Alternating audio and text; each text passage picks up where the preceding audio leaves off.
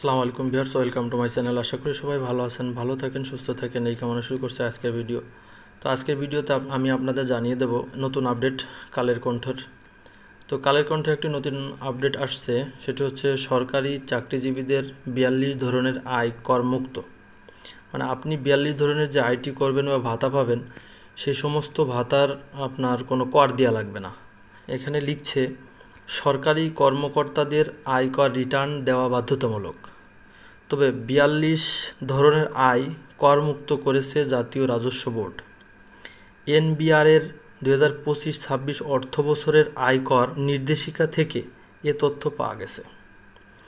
নির্দেশিকা অনুযায়ী চিকিৎসা ভাতা, নববর্ষ ভাতা, বাড়ি ভাড়া ভাতা, শান্তি ও বিনোদন ভাতা, শিক্ষা সহায়ক ভাতা, কার্যভার ভাতা, পাহাড়ি ভাতা, ভ্রমণ ভাতা, যাতায়াত ভাতা, টিফিন ভাতা, পোশাক ভাতা, আপ্যায়ন ভাতা, ধোলাই ভাতা, বিশেষ ভাতা, প্রেষণ ভাতা, প্রশিক্ষণ প্রতিষ্ঠানে প্রেষণ ভাতা, জুডিশিয়াল ভাতা, চৌকি ভাতা, domestic aid allowance,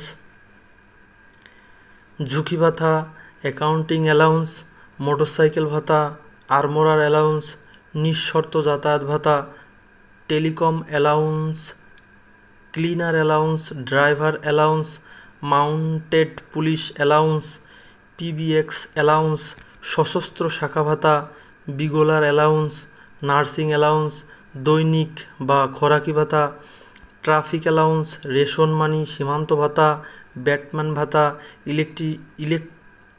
instructional allowance, নিযুক্ত ভাতা, আউটফিট ভাতা ও গার্ড পুলিশ ভাতা। এছাড়া অবসরকালে প্রদত্ত ল্যাম্প গ্রান্টও করমুক্ত থাকবে। তবে মূল বেতন, উৎসব ভাতা ও বোনাস করযোগ্য আয় হিসাবে ধরা হবে। এসব আয়ের উপর নির্ধারিত হারে আয়কর দিতে হবে। এদিকে আজ এক সংবাদ বিজ্ঞপ্তিতে এনবিআর জানিয়েছে 2025-26 কর বছরের জন্য অনলাইনে ই-রিটার্ন দাখিল কার্যক্রম শুরু হয়েছে গত 4 আগস্ট। প্রথম 10 দিনে 96,945 জন করদাতা ই-রিটার্ন দাখিল করেছেন। গত বছরের ই-রিটার্ন দাখিলের দৈনিক গড় সংখ্যা গত বছরের দৈনিক গড় সংখ্যার প্রায় 5 গুণ বলে জানিয়েছে এনবিআর। তো এই ছিল আজকের কালের কণ্ঠের একটি নতুন আপডেট, যেটা আপনাদের জানিয়ে দিলাম। তো আপনাদের ভিডিওটি যদি ভালো লেগে থাকে তাহলে অবশ্যই ভিডিওটি একটি শেয়ার করে দেবেন আর আমাদের সঙ্গেই থাকবেন।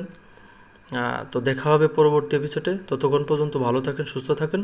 আল্লাহ হাফেজ।